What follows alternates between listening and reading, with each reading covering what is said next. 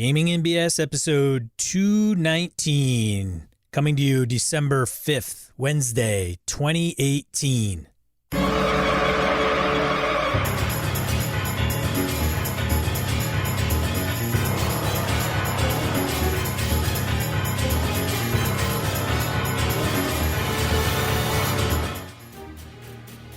Welcome to Gaming NBS Tabletop RPG Podcast. I'm Sean. And I'm Brett. Welcome to the show. Welcome back, folks. Glad everybody's here.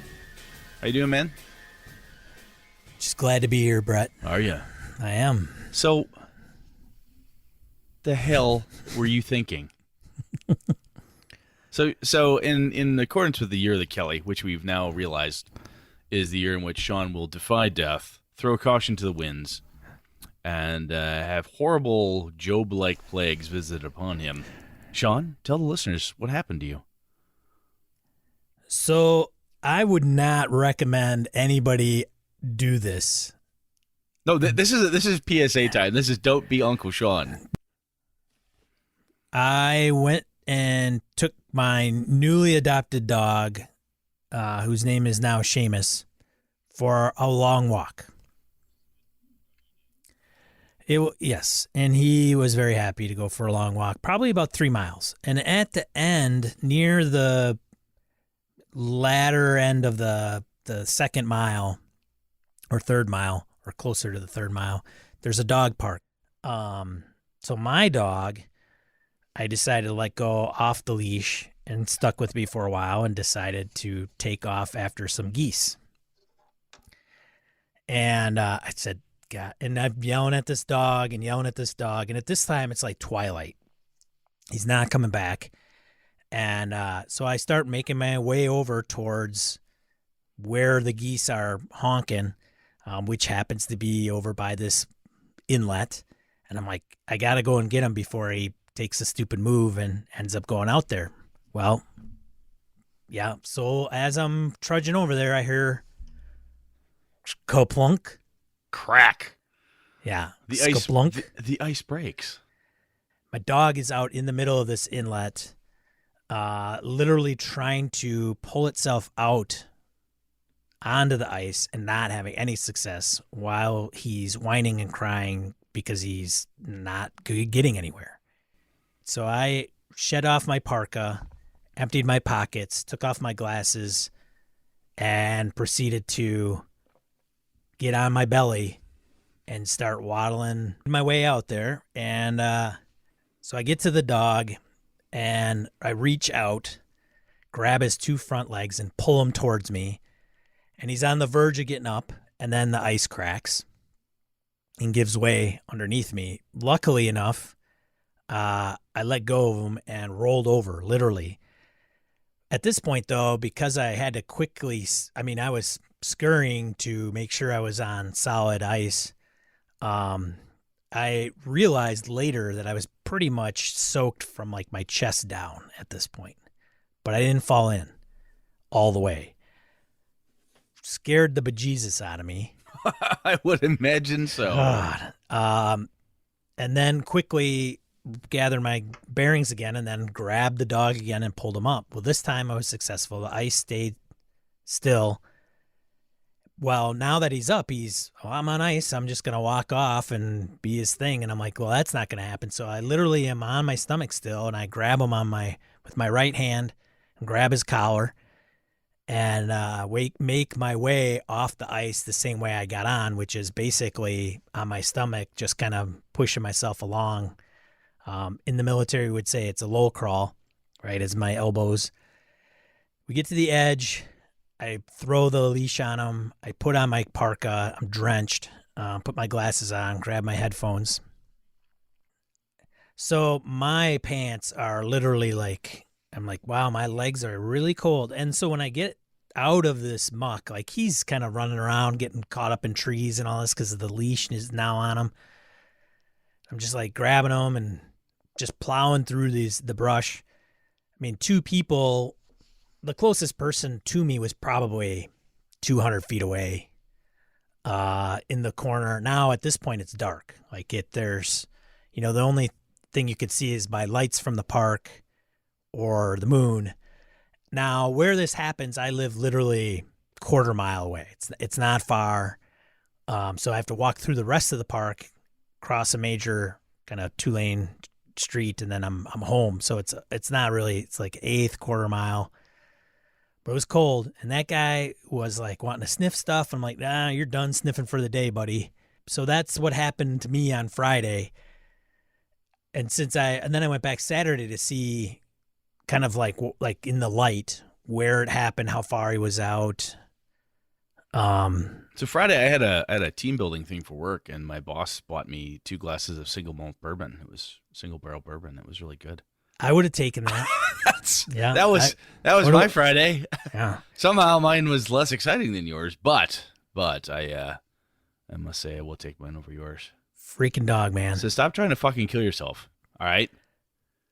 So if you don't know how to get out of that predicament, I would go and make sure you know how to do it. It's not very hard. You just have to really keep your wits about you, because once that cold hits you, ooh. It's the shock. Once you hit and you're ice like, water, it shocks the shit out of you, and What? people will go, and then they take a big lung full of nasty freezing water.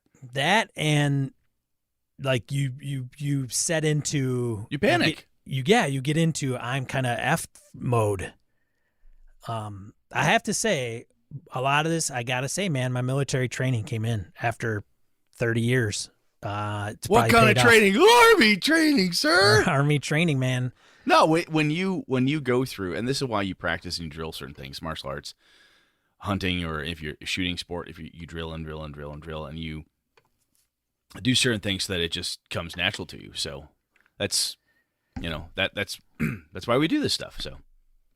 So that's what my Friday was like. Now my wife has come to, she was not very happy, for those of you that probably could imagine, but obviously she's overcome it. Now she calls us Tanya Harding and Nancy Kerrigan.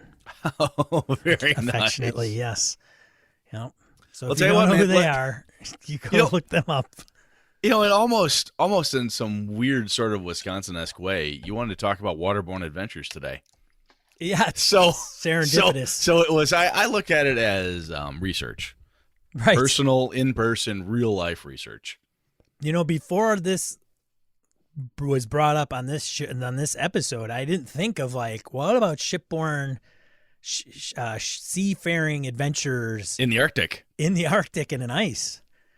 Because I tell you what, if I were game mastering, I could probably let you know what you're going through quick, like when all hell breaks loose. Oh my God. Well, Jesus, what I got small stuff to talk about other than that. So, Sean, seriously though, dude, I'm glad you're alive. Me that would too, suck. man. Not smart. I should have yelled. So this is how I should have done it. I should have yelled for somebody first. You know, and if I didn't have a choice to go get the dog, at least then somebody would have known I was there and they could have got more help. Yeah, stand here, watch me if I go under. Right. Just call 911, Yeah. even if the person doesn't want to get physically engaged. No, Yeah. that's But scary shit, I man. thought, worst case scenario, I can yell my ass off and somebody's going to hear me and they're going to come and throw something and I'll be able to get out. And Seamus stays on his leash from now on. yeah. Yes, he does. Smart man. Yeah. Lesson learned. So there's a little personal, I know some of you appreciate the personal perspectives of our lives. And that was not, Brett and I going to the grocery store story. So Nope. there you go. And some insight to that. You know what? Again, Brett, this is another thing that gives me perspective, man. Like there is tons of things in life that just does not frickin' matter. No, until you're like gonna frickin' dunk your ass and drown in ice water. Oh yeah, I've been in freezing, nasty, bitter ass cold. Like when I was deer hunting just a couple weeks ago in Upper Michigan, it was lows of 6. That's without the wind. Then I was in the middle of a cedar swamp. It's bitter cold. My father has 2 fake knees. He's walking behind me. I step over a log. And I stop and I turn back. My dad's on his face. My dad's 69. He's down. Took Just a digger? poof, on his face. Gun off to the left. He stuck that away and he landed. I'm like, Lucky he didn't. fuck me. Could have And- fired off the gun. Well, no. Safety, no round in chamber. Boom, he's down. So I'm like, okay. I look at him. I'm like, he's unconscious. And he's like, I'm fine. I'm like, what do you mean? Holy fuck. And he has no idea what happened. He just tripped. He nicked his Oh, toe or something in the log because his knees aren't the best. I'm like, Jesus Christ. well, rough terrain for people that can't pick up the legs is. Yeah, and he was doing pretty well, but it was getting later in the day and he was tired. Yeah. And it dawns on me, I'm like, I am 2 miles from the truck right now. This is a long drag for me to take this big fat Pollock out of here. This is not going to be good. My dad's a big dude. I'm like, Yeah. Jesus Christ, this would be bad. All right, Dad, let's walk this way and move around. It's scary. I think you'd be surprised how far you could carry somebody like him, though. Oh, if I had to, it's my dad. Oh, yeah, I'd get my Yeah. dad out. There's no way I'm leaving him. No way. But it's still freaky and scary. Yeah, it is. It's so strange how stuff like this happens. As you say, it's from a perspective gaining point. Lots of other mundane bullshit. Yeah. Kind So of when I go to flies work, away. when I go to work and somebody tells me to go pound sand and quit calling them and doing all this stuff, I'll be just like, whatever, dude. It's all good. Hey, I'm gonna call you tomorrow. yeah, I'm not. You can't freeze me. You can't freeze me or drown me, motherfucker. I'll call you tomorrow. You can't shake me, man. It's all good. All right, let's talk about gaming, man. You Yeah, good? let's get on to better and better subjects. So announcements. We've got EverCon, evercon.org. That's coming up in January. Check that out. Pre-reg, get that in. Gets $35 for the weekend, folks. So get in. You get a Friday, Saturday, Sunday. Go. My Avalon Kickstarter, we're on track for mid-December. Everything's looking good. I have seen some of the first bits of sketch art from Matt Morrow around what my lamplighters are going to look like, and the first sketch he dropped to me, like, fuck me, that's like 90% there. Holy crap! So you got your vision. He's doing well, very well. I'm very pleased. Yeah, Makes me that's very good. happy. John Arcadian, man knows his artist and he knows how to pick them, and Matt is just top notch. So awesome stuff. So we get a looky peeky at that or what? Well, I Brett? think once I get the next version of it, and I'm going to Chris and Phil. I'm like, hey, what can I slip over to my patrons to give them a little insight before other people, type of thing. So hopefully something soon. Now that would be a good segue. It could be, yes, because you made some adjustments to the Patreon. We've talked about this before, but I think you've actually put it into play. What the hell did you do? It's the beginning of the month, so we wanted to do it early in the month. And frankly, I don't know last month if everybody got charged appropriately. And I would say that as far as it's in your favor, patrons, you're not getting overcharged. I think I forgot to charge for a couple episodes. That is on me. I'm not going back to dick around with that. Regardless, we changed it from a per episode donation to a per month donation. So what happens is if you were giving $1 per episode a month, you would get charged either $4 or $5 depending on how many weeks or how many episodes we drop that month.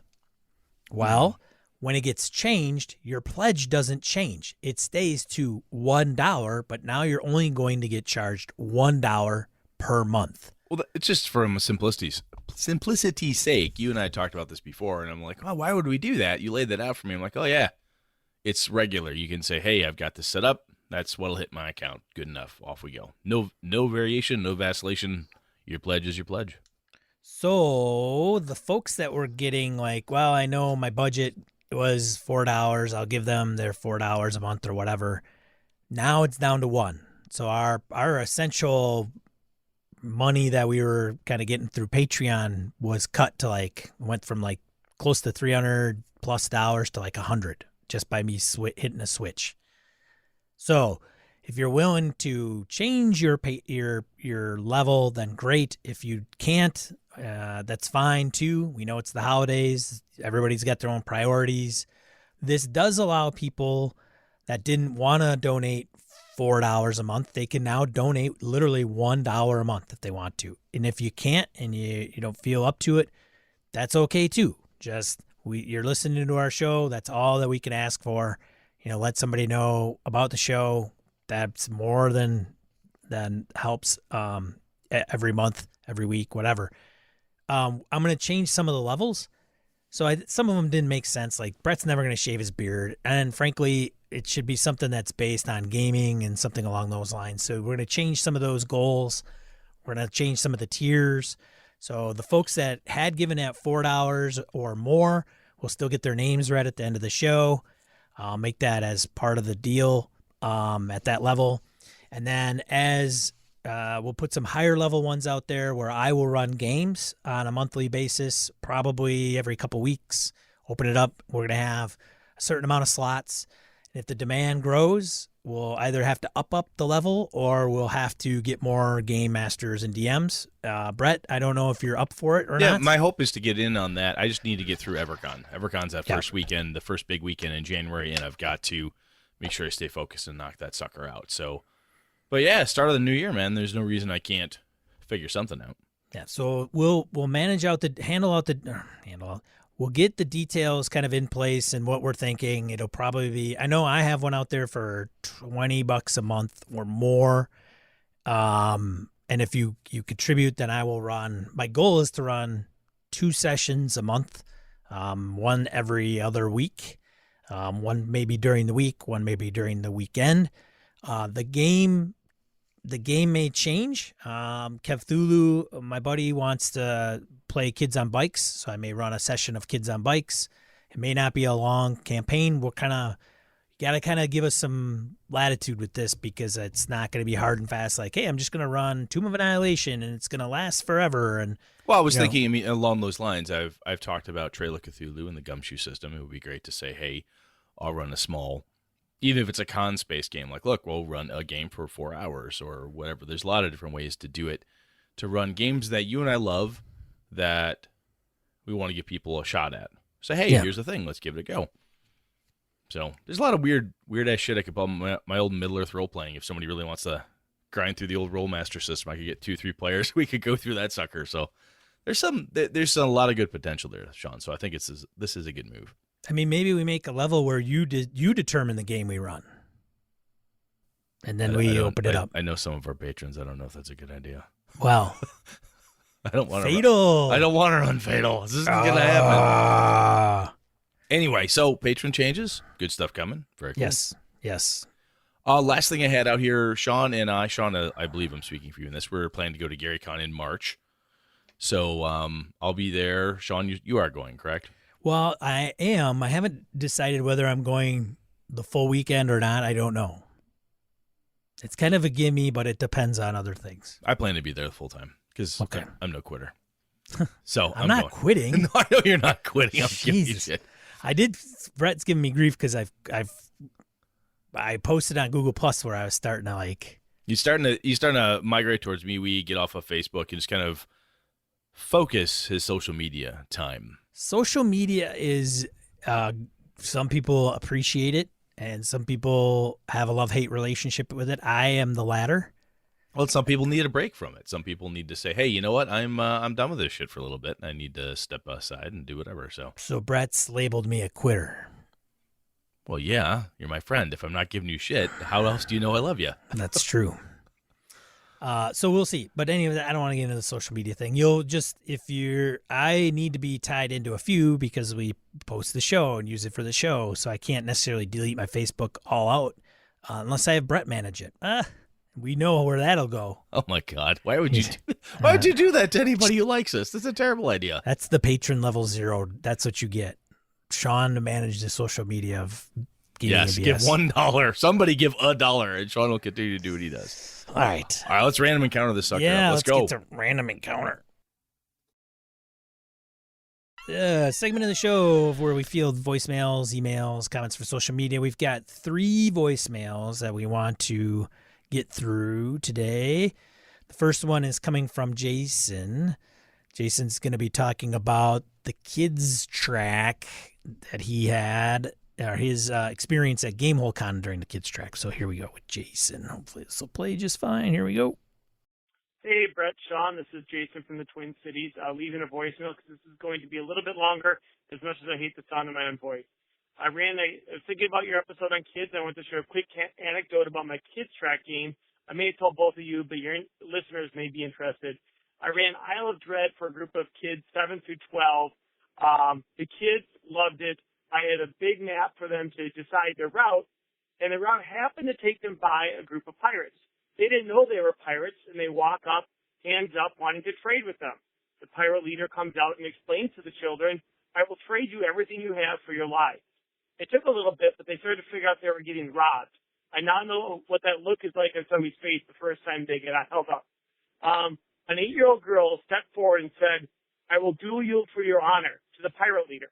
The pirate leader said, I got 30 people ready to jump on you. There's no chance you'll survive. Why would I duel you? But she insisted. She said, you need to show your men how honorable you are. Meanwhile, my 7-year-old nephew snuck behind him as a thief for using BX rules and backstabbed him with a two-handed sword, killing him. At which point the PC set upon the pirates, subdued them, and one of the girls at our table looked to my nephew and said, well, I guess you're the new pirate captain. The kids absolutely loved it. I would say based on that experience, my advice is that kids don't necessarily want to play kids' games, and that's Brett's point as well. Yeah, you need to tone down the violence and language and whatnot, but they want to play a game where they're doing the same things that adults do when they play Dungeons & Dragons. I had a great time, and I hope that voicemail came through. Love the show. Keep up the good work. I'll see you guys at the next game whole time. That's awesome. I love everything about that story. That reminds me so much of the kids' games I've run. That is awesome. Good job, Jason. Yeah, that's great.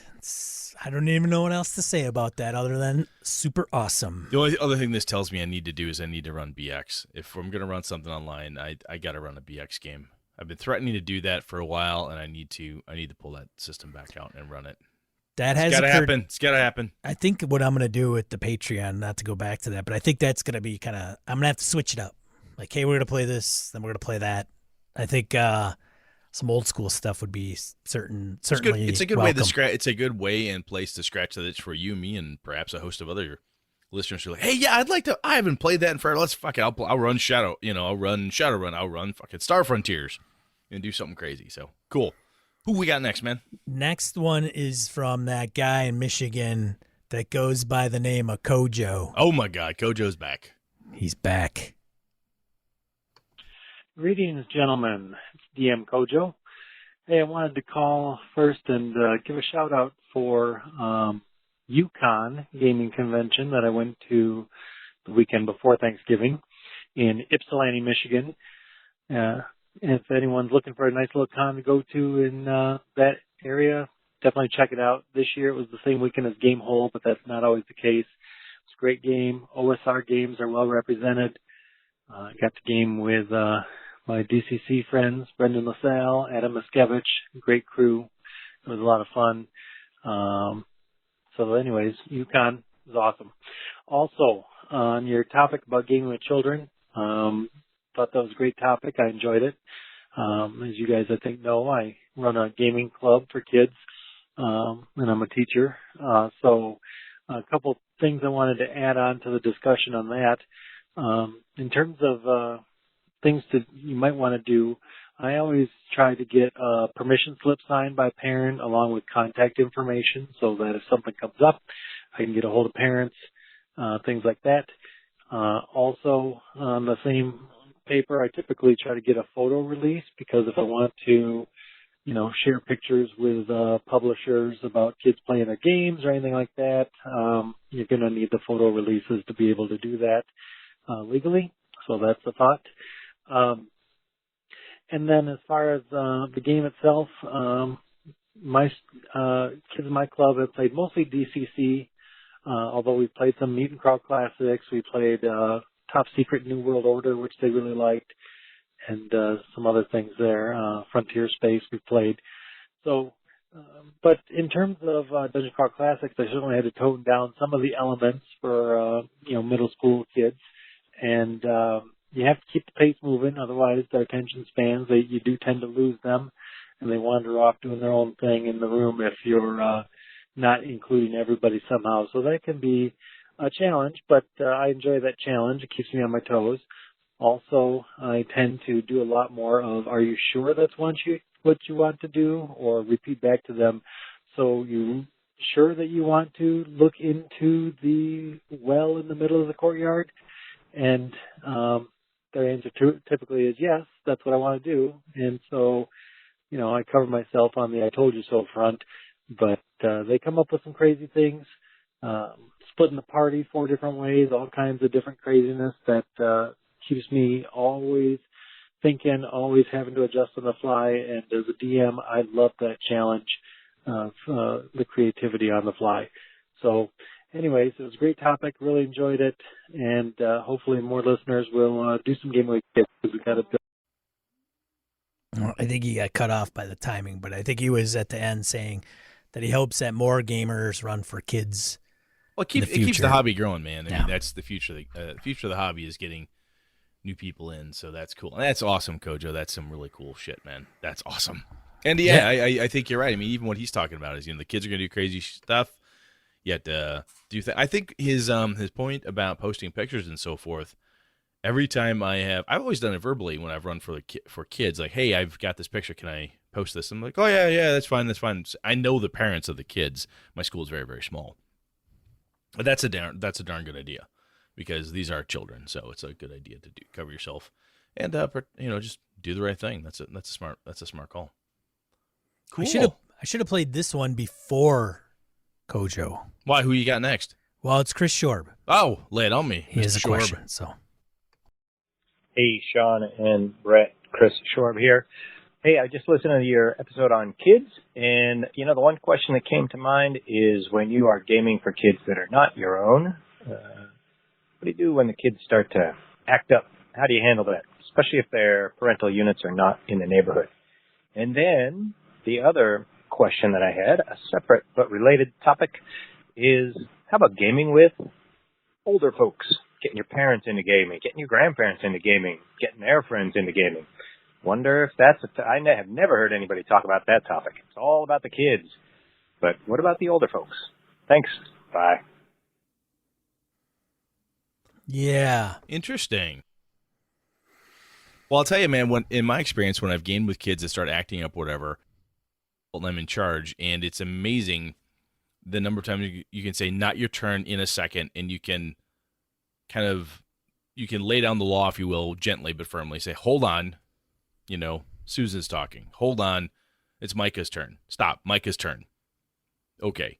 I have only once in the past had to tell a child at a game club, like, look, if you can't behave, I'm going to have to ask you to stop playing because you're disrupting the game. Well, I'm sorry. When they realize I am not kidding, they stop. And I get part of that from my martial arts teaching background, because I teach children as well as adults in that space. So it doesn't bother me to say, I've warned you twice. One more time I warn you, you have to leave the game. That doesn't bother me, because I've done that to kids in my Taekwondo class. Behave, sit down. But Mr. B, sit down. You're done. We'll talk to your mom when she gets here as to why you're not in class. I've done that before, and I'll do it again if I have to. For playing with older people, I could talk to this a little bit. The first group I ever game mastered for was my sister, who's 2 years younger than me, my mom, and my dad. And I was, this is like early, like 12, 13 type of thing. So yeah, I could talk to that a little bit, but I don't have a ton of background on that. Sean, have you gamed with people or gotten people into it who are much older than you, like first time gamers? No, I have not. No. Mm-mm. I think I tried with my mom when I was a kid, but I think some kids try to do that with their parents, but I wouldn't say I'm trying to get my mother, current time, I'm not trying to get my mother to play, but I got to say my mother-in-law, I've it's, I don't know, it's kind of strange, may sound strange, but my mother-in-law has passed away, but when she was with us, she lived in a couple of different places, and they always had a community room or, some of those, and they're really nice. Wow, I could just imagine that. I could play games in that. That's a game room. I have been to those rooms, and I'll see some of the older folks playing cribbage, chess, checkers, or pinochle, or sheep's head, or whatever, or euchre, whatever it is they're playing. But I always think about, in my head, I'm like, Sean and I and Lenny and the guys are hanging out here. We'll be just getting crabby about the fact that somebody's running, why are you running D&D 7th edition? 5th edition was fine, god damn it. That's where I hope to be someday. Yeah. So I don't know. I know why kids are, I know the reason why kids are the focus and not the older folks. I know that without a question. And you can imagine what that is. It's driven by, there are people out there not only demand. driven by dollars and demand. There's more children active in this space, but somebody had, and I don't believe it was tongue in cheek, was gaming with older people was a thing. I'll have to see if I can find it. I've seen videos posted. I have too. I mean, I think it keeps their cognitive. You know. I mean, it's machine going, and Yes. so It's a damn good hobby, and it's something you don't have to be. You've got a bad hip, you're stuck in a wheelchair, doesn't matter. right. I mean, it really doesn't matter. And even if you're just older, my parents are only pushing 70s. They're not that old, Right. but they're still not nearly as active as the 20-year-olds type of thing. So It's less activity than Wii bowling, yes, maybe. that's it. Maybe perhaps. I guess it depends on how they roll their dice. Yeah, how violent they get with the die rolls. But going back to the children piece of Chris Shorb's question, I would Sam Kinison. That would be the kind of the approach I would take with children. Ow! Ow! Just yelling. You shut up! You're disturbing! Wow, you'd get kicked out of every club around. Yeah. Well, we'd have to call Alex to help with your bail. Don't Yeah. do that. well, that's what the disclaimer's for. Oh, there you go. That DM Kojo. See, this whole three things all come together. They do. Nice. All right, you want to take on Mr. Barnes's email? Mr. Brandon Barnes emails us about online gaming. Hey guys, thanks for the mention in episode 216. It was great to finally meet you guys face to face. On the topic of online gaming, my being in the Air Force is what first got me into doing gaming online. I had to move from my Pathfinder group right in the middle of a campaign. This was before playing game online was too widespread, so there wasn't a lot of infrastructure in place to make use of. We came up with the solution of me having two cameras, one for my face and one focused on a dice tray. Players didn't trust him to roll. Now I know a little bit about Brandon. If I ever game with him, one eye in his dice. Anyway, he continues. On the other side, we had one camera on the map and the other trying to get everyone else in view. It was fun to continue, but there were minor issues here and there. Thankfully, we got the campaign all the way into the end. I find I desperately want to game and generally only do it online anymore. However, it just doesn't feel right to me. I may do to get my gaming fix, but it doesn't quite quell the desire for wanting to play in person. I think this is really weird given I'm a massive introvert. When talking about this with Eileen, she said she wonders if it has something to do with not being able to read people's body language. I have an actual fear of clowns, people in masks, mascots, and furries, nothing against them personally, and she thinks that might be related. I'm inclined to agree with her. Also, Eileen and I often game together, and we found the best solution is hooking a laptop up to our TV along with a webcam. We're able to comfortably sit back on our couch and have the both of us in the shot. It's like we're playing at our coffee table. It also minimizes distractions, and I'm not tempted to click around on my computer while attempting to focus on the game. A wireless keyboard and a mouse are needed for any sort of interaction with tactical maps. Otherwise, while playing the game like Hydro Hackers, we can just use clipboards with our character sheets and a shared dice tower. Again, great to see you guys. They will be leveling up at GamehoCon and hope one day to make it to EverCon. Very cool, Brandon. Thanks, man. Good to hear from you. And, of course, it was great to see you and Eileen. You two are awesome. Yes. Thank you on all accounts. Matt Cyberlick on Gaming with Children's. Hey, Brett and Sean, listen to episode 217 and had a couple of comments that hopefully are useful. I think it would be wise for anyone running a game for kids to do a little quick research on child development. Just as an example, until about age 8, kids are really concrete. Nuance will generally be lost on them, so maybe save the cleverly interwoven plots for another audience. All right. Number 2, unless I missed it, one thing that was missing from your discussion was involvement from parents. Pulling the table regarding past gaming and media exposure is, I agree, a great way to get an idea of what is allowed at home. Unfortunately, I'd say that most kids usually won't do a good job of, A, being self-aware enough to know what they are comfortable with, because they probably don't know what they don't know, right? B, overcoming peer and other social pressures that would allow them to be truthful at the gaming table. And C, aligning their wishes with regards to content to that of their parents, which, in my opinion, should be the rule until a certain age. Maybe have a little questionnaire filled out by a parent guardian with some questions regarding appropriate content, the child's personality, and the child's likes or dislikes. I think this might take the good ideas Brett had, but bring the parents into it. And then third, I think that it is critically important that game masters do not use themselves as the barometer for what is appropriate and also enjoyable for the table. This applies for tables of adults, but is especially critical for kids. The content should be scaled to the most sensitive player. That's pretty much it. Thanks for the read. Yeah. That's good stuff. That's good stuff. Yeah, you can obviously see how I was short-sighted in this A little whole bit way off. topic. It's interesting, and this is why we invited people like Matt to write in and talk about this stuff with us. You know, you try to cover everything you can when you talk about something like this, but I think the not using yourself as the barometer for what's appropriate is absolutely key. I think it's not only just for kids, but also for adults. It's a damn fine observation there, Mr. Cyberlick. And, you know, the bringing the parents along is interesting. The times I have gamed with kids, the parents are usually like, oh, I'll come back when it's done type of thing. They don't want to be involved. And when I've asked parents like, hey, the game's about this, that, or the other thing, they're like, yeah, whatever. He plays a lot of video games. Oh, she plays, oh, she watches this or whatever. I'm sure she'll be fine. And I have a very difficult time, quite frankly, getting some of the parents to actually pay attention to what I'm telling them. So I've had to do a lot more of my kind of sorting things out by paying attention to the kids, because I find a lot of the parents, unfortunately, tend to be not very engaged, which is a little annoying. Sean, anything else, man? No, that's it for Random Encounter for this week. Thank you for everybody who called and messaged us. No, that was all good stuff. Very good perspectives and good thoughts. I love it. So that was really cool.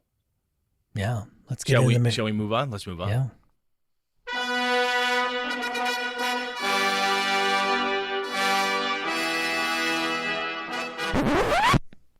All right, Brett. No, you tell me, Sean. What are we talking about today? That's well, Brett, I thought we would talk about seafaring adventures. You talking about ships, pirates, storms, dragon turtles?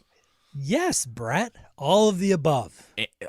River, lake, actual seas and oceans, anything? You bet. Okay. So I got to lead off with one of my favorite waterborne adventure stories. Oh, please, by all means. Eric Schaefer, game master of my groups in high school. Eric was an awesome game master. I learned a lot from him. And anytime we'd want to get somewhere across Greyhawk or the Realms, we'd look at the map. He had the Greyhawk map, or he'd have the Forgotten Realms maps laid out. You get in the box set. Like, all right, we're trying to go here. All right, it's going to take you, get the little grid out. You figure out how long it is. Someone would say, hey, there's a river or a lake. Eric, how long would it take to get there by water? Fuck, fine, you're there. He hated waterborne adventures. And to this day, I don't remember what the reason was. It just was the joke in the group, one of the jokes. Eric hated them so much. And I got it. Every time I hear waterborne adventures, I imagine all of the times we said, we get on a boat. Fuck it, you're there. that was just... Whenever we're tired of overland travel to one of random encounters, get on a boat. Shafe will just take you to the end every time. Easy money. Easy money. Well, it's something that I don't think gets a lot of traction as far as topics go. And I thought, you know, what the hell? There's a few good adventures out there that have to do with water. Name one. Sinister Secret of Salt Marsh. But you're on land investigating a thing. No, I know, but I think there's a boat component to it, if I'm not mistaken. Am I wrong? No, I believe there is. It's been forever since I've read it. But even, I mean, Jason mentioned Isle of Dread. You're on an island. You crash land on the island, or you arrive there. The adventure occurs there. I know there are adventure paths out there for pirates and so on. I know there was a there was even a sci-fi game back in the 80s, early 90s about, it was all water. Like you could play a sentient orca as a character class and so forth. God, I cannot remember for that. Someone's screaming at their radio right now going, God damn it, Brett, it's Water World. It's not Water World. I can't remember what the hell it is. But I do not have a lot of I don't have a lot of games that I can look back and say, oh yeah, it was focused on seafaring, high seas, pirate action, because at some point it was like that was a piece of the overall campaign. It was never like the campaign where you would occasionally dock or you would occasionally go from place to place, but the main action took place on the deck of the ship on the water. Have you ever had one of those campaigns where it's like all water all the time? I started running Skull and Shackles, which is the How far did you get? I think I ran the first module.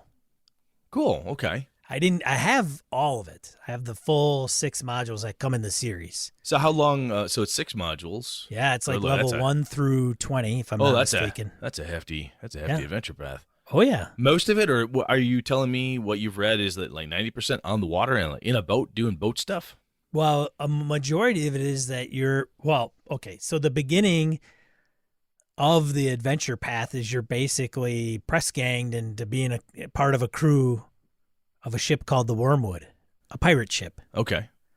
So there's the life on the ship and drinking grog and, vying for jobs on the ship and the different personalities that are on a ship. This sounds like every minimum wage job I've ever had. Pretty much. Wow. Yeah. And people do this for fun. So there's that component.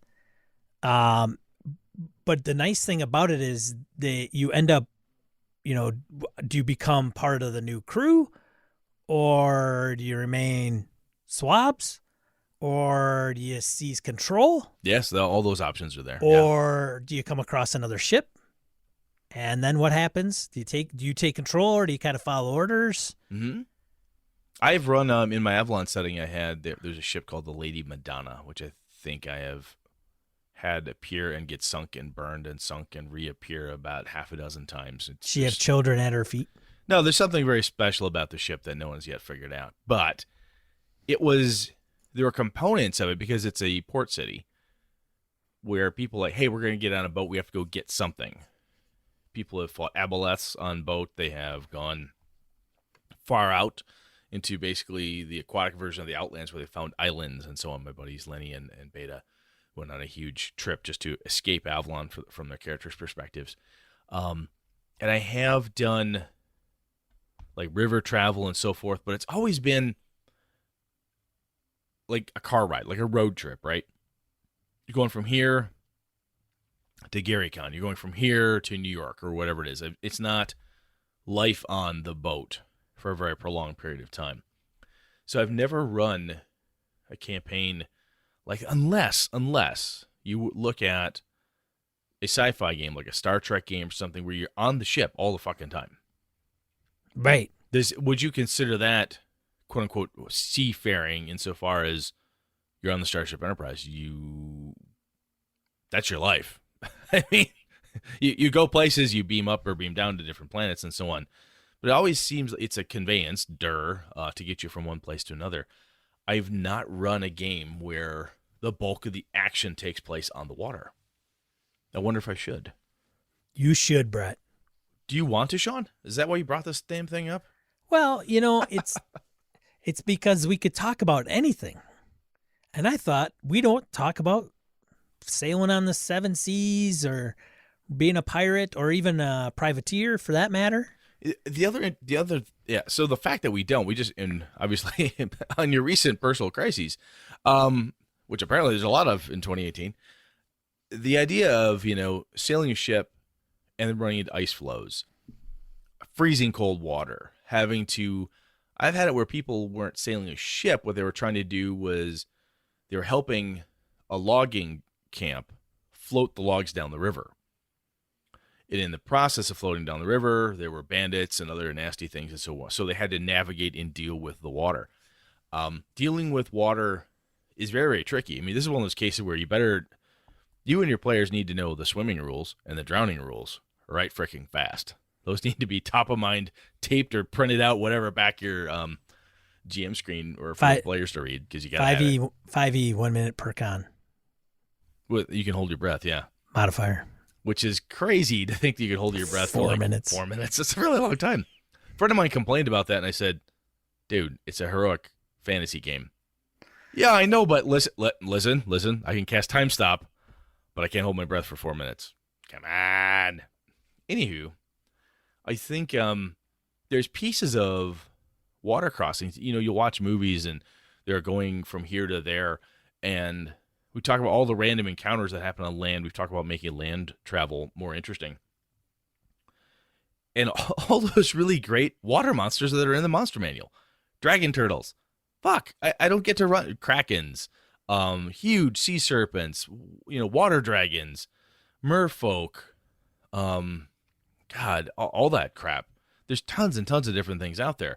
And even if it's a matter of those things are starting to invade, right? You get your fish folk, your nasty Kuatoa, which are invading this island or whatever, then you've got to go out into the water to find their island and take care of it or whatever the case is. I think there's something, at least for me anyway, there's almost something scary in a way about water because we don't breathe water. I'm not a big, I can swim and I don't mind. I go fishing and so on. I've been on the ocean. But when I've been on the ocean and you realize how fucking huge it is and how deep it is, and you see shark fins and whales and gigantic things like, holy shit, everything in here wants to eat me. On land, bears oftentimes like, that's a man, and they walk away. I don't like that. It's people. I don't want to deal with her, says the elephant. Sometimes animals get a little funky, but generally speaking, if you're underwater, everything's like, that's food. Everything will fucking eat you in the water. I've been wading across the water and had a crawfish or a crayfish, depending on how you want to pronounce it, pinch me because I got too close to it. Everything in the water wants a piece of you. It's dangerous as hell. It's like Australia. It's almost as bad as Australia. It's almost as bad as Australia. Do what's worse than just Australia? The water around Australia. The water around Australia. Yeah. They have the world's most poisonous sea snakes and all that crazy shit. Yeah. Anyway, I think when you brought it up, I again remembered Eric and his I Hate Waterborne Adventures. But there's these crazy limitations that come with it. You can't breathe underwater. So if you sink the boat and the treasure's going down, it's gone. It's just gone. Or is it? Or do you have a way to go get it? And then there's time. How long does that water breathing spell last? About 5 minutes. How far is that magic sword falling? Let's see what you can do. There's only one way to find out. Exactly. I didn't even have that. Like this past weekend, I had a guy that went down a well into a cistern that was flooded. Mm-hmm. And you go down, I think it was 40 feet before you hit water. And then when you're at the bottom, there's no air. So, there's no pockets. Like, you swim around and there's a pocket. I can just, it's water. It's dark. And then they find something. There's a scene in the movie The 13th Warrior where Antonio Banderas and the group are on this cave and they find this underwater river that they think leads out into the ocean. And they look at each other and they need to escape because the bad guys are coming. It's not good. They're trapped in this dead-end gully underground in this cave. What do? Will it make it? Do we swim or do we die trying? And they hear the noise. And the leader looks at them and says, try it. He strips off their stuff, and the one guy looks at Antonio's character and says, well, we'll know if it doesn't work because it won't follow us. That means it's too far to swim. And they all dive under. And I watched it. I love that movie, and I've watched it. And on occasion, as soon as they go under, my son AJ and our game is, ready, 1, 2, and try to hold your breath for the time the camera shots go. And by the time Banderas comes to the top, you're like, it hurts. There is, like I said, water's scary. And instead of making it like just a creek or something you have to cross, when it's big and deep and mysterious, that's funky. You look at the underground rivers and lakes that'll be in certain dungeons. You cannot see what's at the bottom. And you want to stymie a group of players. Going through a dungeon cavern or something and where it's collapsed, or even if it's natural caverns where there's orcs or trolls, and you come upon something that could be a lake. You hear distant drips, distant plops of where the water is maybe somewhere from way out in the darkness, falling from a great height and landing on this underground lake. What the fuck is in that lake? You don't know. And it's scary because you can't see it. And there's like, who has water breathing? Does anybody know what water breathing? Do you know how to swim? How long do we hold our breath? Everybody wants to do stuff, but it's very terrifying. And, it's almost as good as having the monsters surrender to your players. They won't know what the fuck to do. Hey, water. God damn it. There may be treasure in the bottom. Oh, there's treasure in the bottom. What do we do? It's interesting.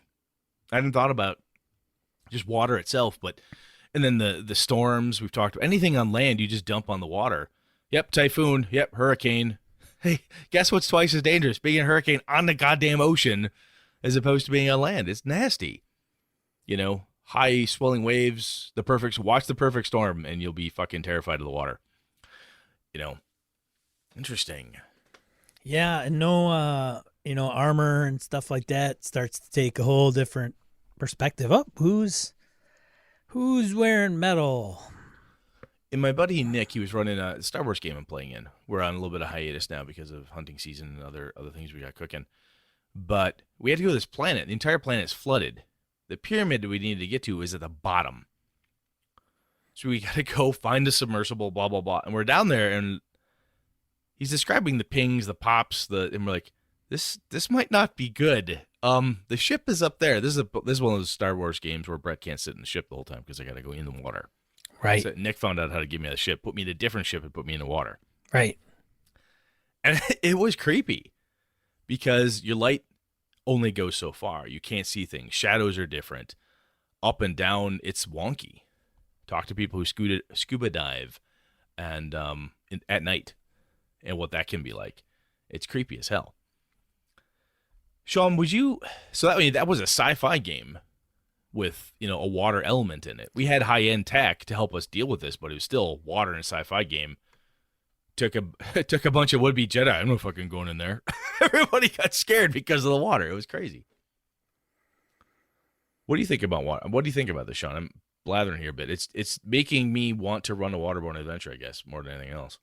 Yeah. Well, you can also, run in modern day where it's maybe not seafaring as much it is just water-based. And, what is it? We've got pirates now, oil Deep rigs. Six? Is that the movie? I can't remember.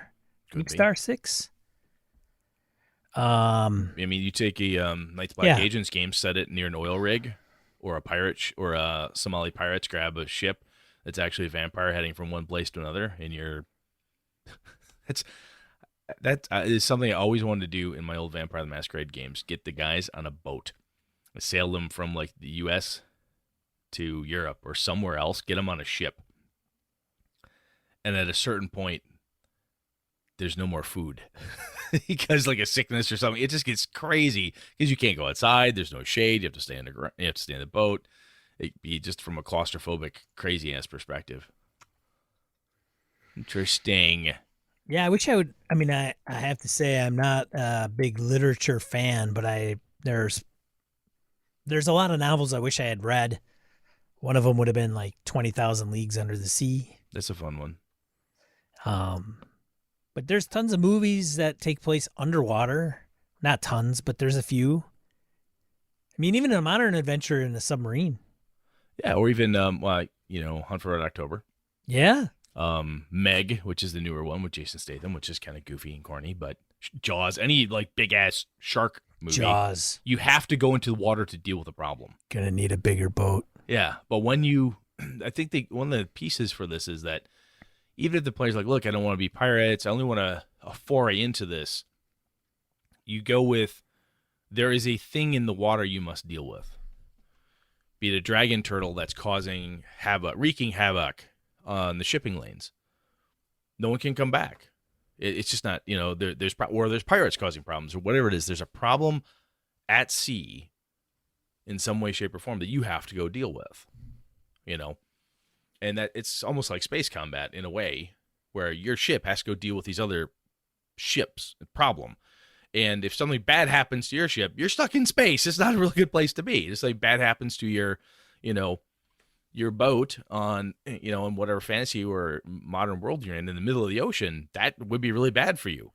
And, ratcheting up the drama of having, the boat catches fire, there's holes in it, it's sinking, someone rams into you. There's a lot of crazy tactical stuff that can happen. And then have that combat happen in the middle of a storm where it's pitching and turning and rolling. It could get even crazier.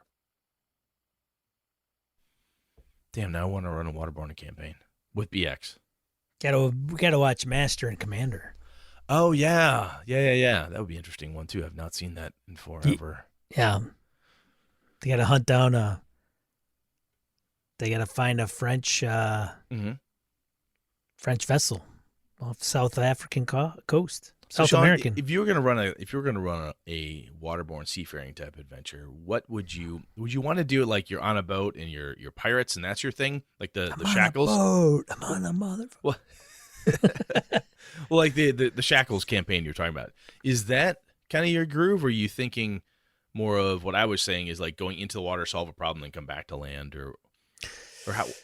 Well, Because I think of like some of the spy stuff you like Cold Shadows, oil rigs, and just people going in and out on boats and or cruise ships. I actually have a Call of Cthulhu game that takes place on a cruise ship that I wrote a number of years ago, which I always wanted to pull back out. Anyway, what would you do with this? well, it would depend on whether or not the players would want like their angle of wanting to. Where would they want to be? How wet do you want to get? How wet? How landlubber do they want to be? So if they want to be pirates, well, that's a no-brainer. If they want to be privateers, well, that's kind of a no-brainer as well. Mm-hmm. I mean, you could, and I think there's so many, with Skull and Shackles, it started off a little slow because you're press ganged into a crew, and the beginning of the adventure is kind of, getting to know the NPCs, and then you're always constantly, so the point of piracy in the back, or the times when people would get, well, first of all, you're bored as hell because you're on a ship and you're having to be tasked with doing things.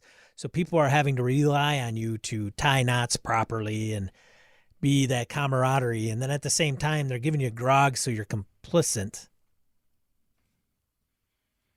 Yeah. So a lot of that plays a role in the Wormwood Mutiny adventure module. Okay. But you got to move it along. Like, I think when I first started that one, it was just moving too slow. Like, okay, we're kind of doing this, now what? But I mean, there is a lot that arc, that campaign arc is pretty cool. I mean, some of the things that they have you do and what's all involved, because there's different people and personalities on the high seas. So you may run into somebody and you're like, well, what are you going to do? Or they may have you do something, and if you don't do it, then what happens? You may have to be in a race. Like, maybe there's a race that's involved. And what does that look like? Or you have to go somewhere and it's more of a to B destination thing, and then whatever happens in between. I don't know. It depends on how watery you want to get. You know, in the Avanti game that I did with Kevin, Tom, Andy from She's a Super Geek, and it was basically after my Avalon wrapped up, Andy ran her Avanti world, which is very water based. A lot of it. We were in the water, going to finding. It was a very high magic world, talking dolphins and water dragons, and we had to swim a lot to get on ships and deal with pirates and all sorts of things. And it's a different feel. It was fun as a player to have that thing to deal with. Like, look, I'm stuck on this boat and something's coming at us. We have to deal with it. Sawaheen are trying to jump on the boat to get at us, so we got to kill them and battle this and deal with people trying to board us and other, we're becalmed. We have to deal with the fact that we're becalmed and sort that out. But I think you're right. One of the things that would make such a game boring would be to focus too much on some of the minutia, which is similar to overland travel we talked about. Like, all right, so what do you do? Well, I try to gather some dry wood. Give me a roll. You can't find any dry wood. Well, I try to light a fire to get warm. Give me a roll. Oh, for fuck's sake! If you draw it out and make it too painful, people immediately have at least in my opinion, would have a strong dislike for your seaborne adventure. It's not that you want to hand wave certain things, and you can still stress the difficulties, the challenges, and all of that stuff, but that's where I think Chad Knight was talking to me once about Skulls and Shackles too, and he was having a hard time with the I can't remember if he was having a hard time with it or what, but he was asking me some advice and some thoughts, and we both came up with you should move this along. Yeah, you got to move. Instead of just having weeks or days of get up, roll on a couple random charts and see what job you picked and this, that, and the other thing. That's what it was. Kind of crunch through this a little bit faster. It's like any other adventure. Some people like it a certain way versus others, but that would be my advice, is that as you're doing this, think of it as overland travel insofar as that the minutia, well, it can be interesting to say, yes, it was really difficult to light a fire tonight because it was super wet and so on and so forth. Good, great, thank you for the color. Yes, the grog was terrible. Please don't make me roll to see if the grog made me sick again, please. Well, there's an addiction component to it that they roll into that. Oh, for God's sakes. Yeah. So the first one could have been done a little bit, I think, better, but I think the spirit they were going after, or the spirit of which they were going after, made sense and could be interesting, but I think it got to be a little bit too much. Well, I think that goes directly to what you just said. How wet do you want to get? How much landlubber? How much seafaring, and so on? And if that campaign, that story, that path, that adventure path was lined with a certain tone in mind. And when you read that, say, hey, you know what? My crew isn't going to want a game with 15 random charts every day. I'm making up a number. We'd rather just roll once or twice and say, this is what happens this week. And punch through and get to the end. Something more exciting where there's either a mutiny or something's happening. You're still on the ship. You're still on the boat. Things are happening, and you're dealing with the minutia of the fact that it's pitching and rolling in the swells. You've got salt water coming over the top. You're being boarded. The sails are torn. You can deal with all that stuff, but without having to drag out the do you feel like you're on a ship yet feeling, because I think you can get that faster. Much like, again, overland travel and so on. But I think eventually you're going to have, if you were to run even the Wormwood or the Skull and Shackles adventure path, you do get on land. And, of course, that's what I think you'd have to do eventually is you can only do so much things at sea, and then I think you have to There's put a only land so much component. great food and water you can do before you've got to go somewhere to get your vitamin C, you scurvy dog. Yeah. Well, then once you get on an island, then what do? You probably got to explore the island. You probably want to hide your treasure if you got treasure. And if you're smart, you leave somebody on the ship to fire the guns. Right. Anybody that comes to try to sink your ship. Right. I volunteer to be that character. Right. Rightfully so. Yeah. The ship's in good hands when Brett's standing at the helm. I'll tell you what, though, when you go and you're in a ship, and I did have this experience when Lenny and Beta's characters went out across the sea outside of Avalon, and they landed on an island. They were poking around. They got up for a certain point, and I said, well, it's getting dark. What do you want to do? And then we go back to the ship. I'm like, well, yeah, but this thing's happening. Like, that's our only way off this rock. We have no idea how big this is or how dangerous this is. We've seen signs of danger. We're going back to the boat just in case.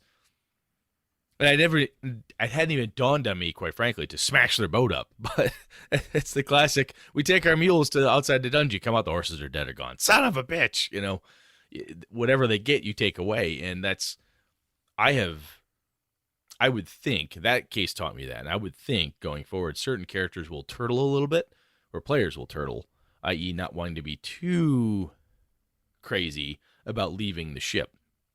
In my defense in Sean's Star Wars game, the reason I stayed on there was because I had a very distinct feeling that we were not the only people on the salvage mission we were on, and I did not want our ship to be taken or destroyed and come back and get stuck on this stupid jungle. So that was why I was doing it. However, I can see, as a game master, I can see having that in the back of your mind, that what happens when you put them on an island. If every time they go on a seafaring adventure or anything like that, you smash their ship and stick them on a desert island, they're going to be a little hesitant. You can't do it all the time. That's one of those it's like dead babies. You can only have them so often. Yeah, there's only so many tropes you can kind of pound down players' throats. Interesting. So I guess the question out there is that have any of our listeners run Skull and Shackles or anything else? Sci-fi game, fantasy game, Call of Cthulhu game, anything that has been where the focus is the campaign is on a ship. Maybe even a one-shot. One-shot's a little iffier because I'm wondering about the longevity of keeping a waterborne campaign going, where that's the focus of it. Yeah, you're going to land, you go to Tortuga, you'll go here, you'll go there, you'll land somewhere off of Carcosa, and you'll go deal with stuff. But if the thrust of the campaign is waterborne, ship-based type adventuring, I'm wondering how that went. I kind of want to take Traveler out of it. I've played Traveler and so forth, but maybe that's kind of in the mix here. But I'm curious what some of our listeners have dealt with, done with, and what they've loved, what they've hated, or if they did it, what they'd like to do. Be an interesting West Marches game if it was Seafaring. Yes. Even if it was from one point to another. What's on this island? What's on that island? Interesting. I didn't think about the West Marches approach. Yeah, and never mind the ghost ship that's Of course. When that Lady sails Madonna, out there. yeah, when Lady Madonna comes out of the fog. Yeah, with the children at her feet. Exactly. Yeah, It's ugly. that's right. Nice. Okay, cool. You yeah, ready? so let us know. And if you got an itch to run a waterborne campaign, Sweet. All right, man. Let's move it on. die roll. Right. I don't have it on there, but I will when you get this show. I'll put a link to the adventure path. I'll link to the Pathfinder wiki that outlines the Skull and Shackles campaign, so you can look at it. And it's got a synopsis for each adventure Nice. module. Yeah, that So- kind of sums up what it's about. So I was at a loss for this one. So, Sean, what have you got? I mean, we've posted up other things. I mean, you can go out online and find a ghost ship pops up here or submarine found, those type of things. Those always feel like kind of a one and done. I was trying to think of where I should look for. I completely forgot about Skull and Shackles. So, anyway, what else have you got, Sean? Well, there's 7th Sea, too. We didn't talk about John Wick's game, but I've never played 7th Sea. I only played once at QCC like 2 years ago, and it was a one-shot. I have the book. I started reading it, got distracted, and haven't finished it. But, yeah, there's plenty of action there. So, I have one link I came up with, free 5e Nautical Adventures PDF from Ronnie at Old Dungeon Master blog. So Ronnie had done, I think, this kind of iteration for 3.5, and then he ported it to 5e. So if you're interested it's a free PDF. So if you want to get a reference point from that fine person that provided it to the masses, check that out. Yeah, quote off that one. This is a complete rewrite of the ship-to-ship combat rules I published before. So he has put this together, 3.5 version, as you said, and he's got this is all 5E'd up. So pretty cool. Looks neat. Then the last one, 50C adventure book or adventure hooks for your role-playing campaign on the online tabletop website. So if you want a few ideas, you could probably find 50 there. This is some good stuff. Cartographer is asked to make a map of Newfound Island. Protect and assist. After 2 weeks at sea, the party finds out the stranger is secretly boarded the ship in their last port. Oh. Well, goddamn, that's good stuff. I'm going to bookmark that fucker. That's what I'm going to do. I like that. There you go. Cool, man. Yeah, cool. So that's what we have for you this week. Next week? Sean wants to talk about organized play. Yeah, and I've heard some folks say, yes, it would be nice to hear about organized play and not necessarily AL. Okay. Adventures League. Now, I know my buddy Jimmy runs Shadowrun for Catalyst Games, and we talked a little bit about that. So I think we'll talk about what it's about for people that have never heard of it or never partaken in it, why somebody would want to be familiar with organized play, some of the things that have come up in organized play that some people do not like and some people do like, and some of the different organized play. There's surprisingly, I think a lot of people aren't aware. I believe Chaosium has a Call of Cthulhu organized play, I think. They did, at least they announced it a while ago. Yeah, they announced that. There's the Paizo stuff, the Adventures League, Shadowrun. There's a bunch of, quite honestly, just as a call to arms, if you will, to our listeners. If you lovely men and women out there, boys and girls, know of any organized play other than Adventures League or the Pathfinder Society stuff, send it to us. Hit us with an email, voicemail, whatever it is you could do. Post it up. We'll still watch. I'll watch G+, even if Sean ignores us over there. We Facebook, wherever you got to. But hit us with it, because I'm interested to see what's out there. Because I think some of the distaste that I may have when I naturally hear about it may be because of my perception of what it's all about, including perhaps the type of game that I see it's for. So, and if nothing else, if there's a really kick-ass list somewhere, point us at the list. because I'd love to be able to share that with the rest of the listeners and say, hey, if you really like this type of game, there's organized play out there for you, which means support and so on. So anyway, cool. Sweet, man. So that's what we're looking for you. 2 things when you hear this. Mm-hmm. 1, if you know about organized play other than Adventurers League and D&D, let us know. Let us know. And 2, sign up for email. Yes. On our website at Yes, gamingnbs.com. Give us your email because we want to spam you. Well, that's right. It's not very marketable, right, when I say that. Yeah. It's Brett and spam, basically what it is. But I want to kick up some of the things to get, like, for info for you people. Yeah, no, it's Like- a good idea. So, all right. Well, that's it for 219. I'm Sean. And I'm Brett. Good night and good game and all. Episode of Gaming in BS brought to you with the help from the following BSers: Andy Hall, Corey Wynn, Graham Minert, Brian Kurtz, Kevin Lovecraft, Corey Welch, Kyle Winter, Larry Hout, Mark Tasaka, Pure Mongrel, C.W. Mellencamp, Chris Steele, Ron Bishop, Thomas Hook, Wayne Humfleet, Craig, Brandon Barnes, Mirko Froelich, Lord Tentacle, and Joe Swick. For ways to support the show, head over to gamingnbs.com/support-us. Thanks, BSers! This has been a Litterbox Studio production.